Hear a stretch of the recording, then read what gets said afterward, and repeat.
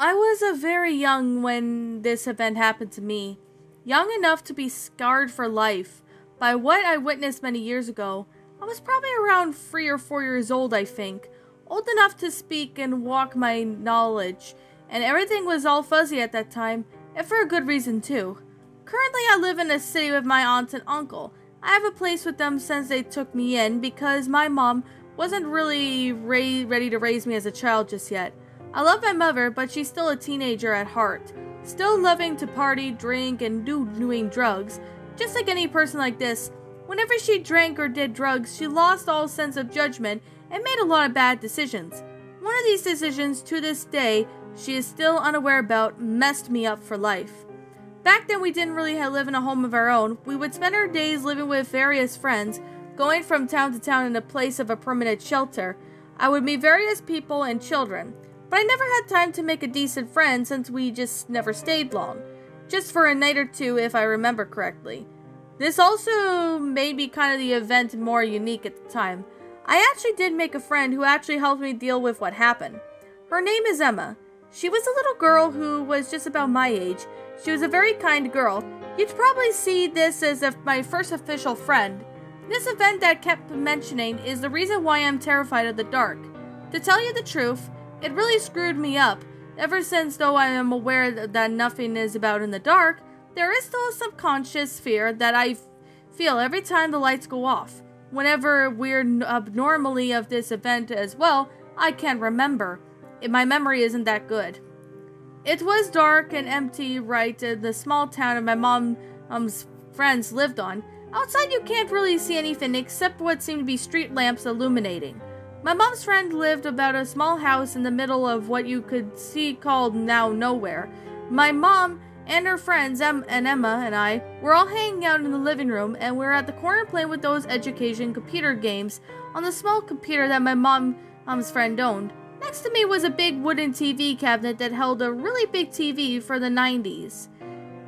Now, in the middle of the cabinet, there was a TV on both sides of the TV that was the biggest connection of VHS movies that I have ever laid my eyes on that time. But not being interested in those films at the time, I didn't really care for them. In front of the TV was an old blue rug, was Emma. She was laying on her stomach watching TV while my mom and her friends were laughing drunkenly on the brown couch sofa behind her. They continued to merry a little party for a couple of hours until my mom eventually became exhausted and decided to go to bed. Before she left though, I remember seeing her turn around in the hallway to her friends, telling them to put me to bed in 30 minutes. Then she headed off to bed.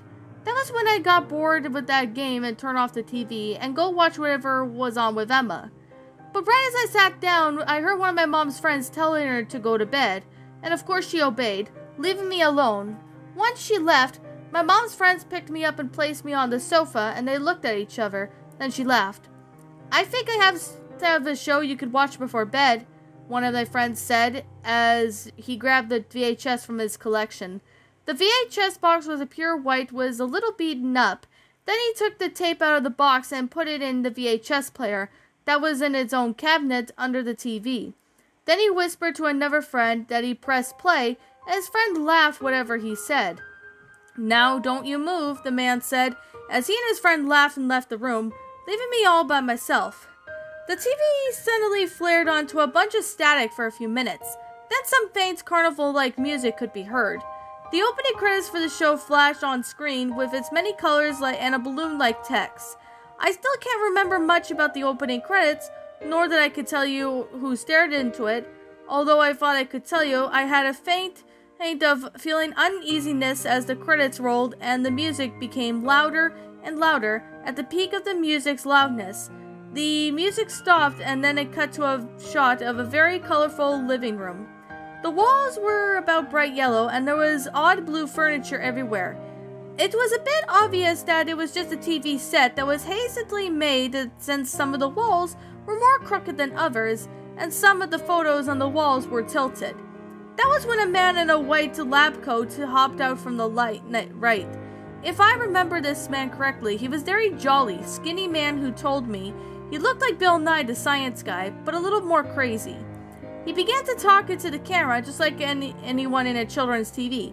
He began talking about us how he's looking for his friends since they're playing a game of hide and seek, such as that he wanted our help to find him.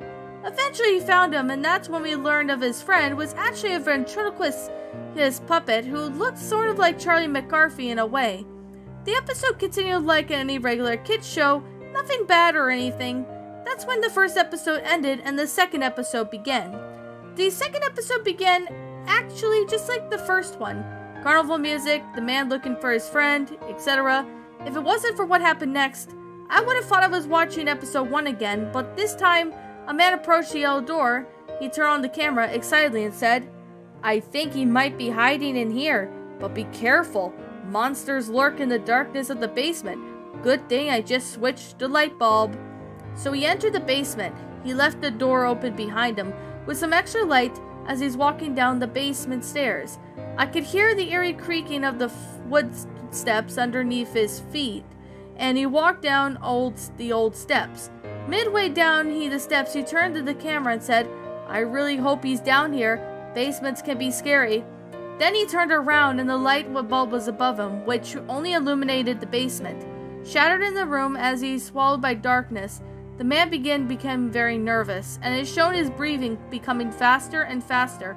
And then he called out for his friend. His voice was shaking. Then we looked over at the doorway with his friend, stuck his head out and said, "How's it going?" in a cheeky tone.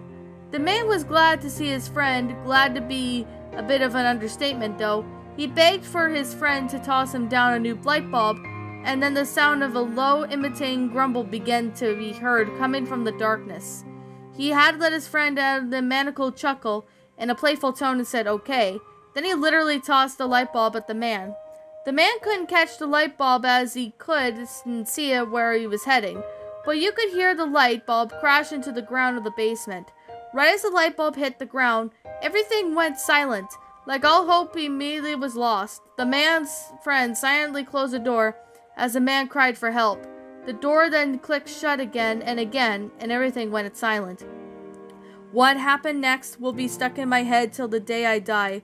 The silence wasn't broken by the man screaming bloody murder, and the sound of these monsters killed him. Then it showed to static for the rest of the video. Then went back there. I stood there in silence, forever scarred from what I saw that day.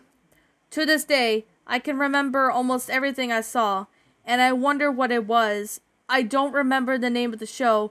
I don't remember any of the characters' names either.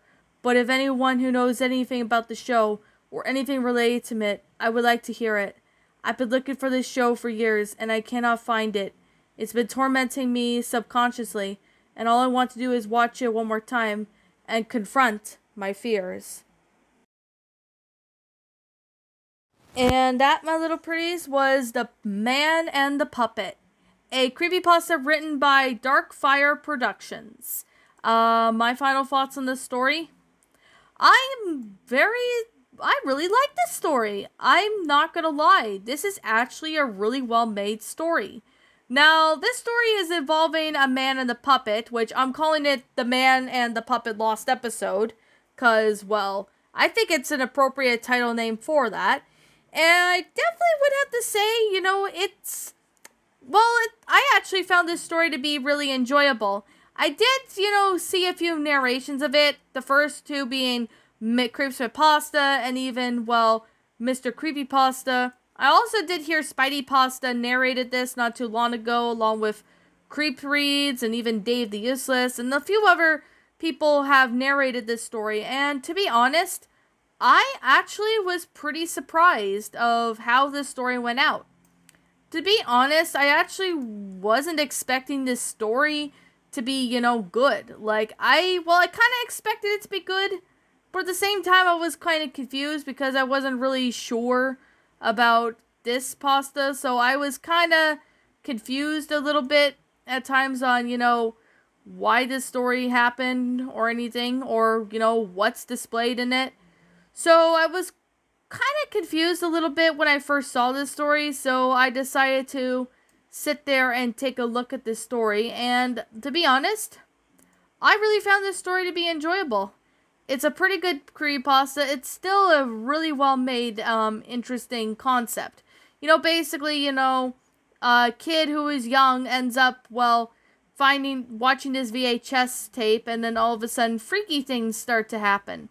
Which, I'm not gonna lie, this is actually quite a freaky, concept for this story. Like, it's still a pretty well made story for what this is. I really enjoyed how, the concept of this went out. It had a really good, interesting concept for what this story really was. Really liking, that the whole concept for this episode it's just flat out amazing. I really do find this one to be, enjoyable. I actually really do appreciate that the grammar of this story is pretty good. Like, I really do like how the story went out. It had a really good, interesting detail in this pasta, which I found it to be, enjoyable. It's still an enjoyable story, I'm not gonna lie. It's a pretty good concept for the story, and I really have to say, I really found this pasta to be really good. Like, I honestly was quite surprised on how amazing this story turned out to be, and I honestly gotta say, I've seen some other people narrate this story, and they say that it's a pretty good story, The Man and the Puppet. It's really well made in detail, and I really do like that the fact that there were other people who narrated the story, and they gave, their thoughts on this story. The sound structure of this story is really good, despite it being like an old pasta. I believe this story must have been written maybe in 2013 or 2014, but not really sure. But, that most shows like this, it does have a dark nature to it, but it's pretty, interesting for the good concept for what this is. It has a pretty good idea in the plot, and the person actually made it a pretty good idea for what this one really is.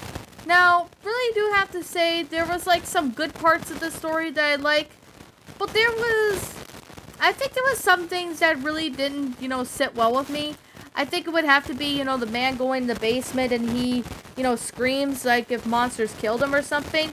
Like, we're not really sure what the monsters really were or something that killed the man in the basement. Like, it doesn't say in the story of what the man actually did to be killed in the story or what killed him or anything. There's, like, no explanation on that. But since, the author, of the story wrote it, maybe he could sit there, or she, for that matter, could sit there and maybe explain how the story is. Now, I really would have to say, I still found this story to be enjoyable. It's a really well-made story. It had a really good concept. I really do find this one to be fun. I really found this story to be a pretty good creepypasta. Although I did find it while I was looking, online for, good lost episode pastas. It's a good story. I really do find this to be enjoyable. An enjoyable creepypasta, was very well made in detail. It had a pretty good, interesting concept to it. So, I guess with that being the case, that being said, I'm going to sit there and wrap up the review. Because I can't really say right here that I can't really find this, find out what I didn't like about this story or anything like that. Can't really seem to find what I didn't like about it. But I'm going to sit here and say this. I'm going to go ahead and wrap up the review because this story, honestly, I really found this to be enjoyable and I actually really like it. So, I guess with that being the case and that being said, I'm going to sit there and wrap up this review. Now, like I'm always going to say and like I'll always will continue to say, that this is just simply my own personal opinion, and if you happen to disagree with me, that's fine too. We're all entitled to our own opinions regards to these creepypastas, and this is just simply my own personal thoughts. My final rating of the story would have to be a 10 out of 10. Hey, it's a pretty enjoyable creepypasta. It was very well made in detail. I really do like how it all went out. It had a pretty interesting, concept of, what's going on in that. Still really found this story to be amazing. Really do find this one to be quite awesome. I really like how everything went out. It's really awesome, and it's a pretty good, interesting concept of the story. And the author did know what he or she did, which, of course, it's a pretty good concept. So, yeah, I'm going to sit here and say this right now that You know, what did you guys think about this pasta? Did you all enjoy it? Did you all not? Also, what you have done personally to help make this story a lot better? Feel free to leave me know what your thoughts are down in the comment section down below. I'm the Queen of Lions. Thank you so much for watching today's episode. And if you happen to be brand new here on this channel, be sure to like, comment, and subscribe because I make brand new videos every single day. Don't forget to ring the notification bell when I upload, so then you guys will not miss an upload. And as always, please roll the outro because I'm out.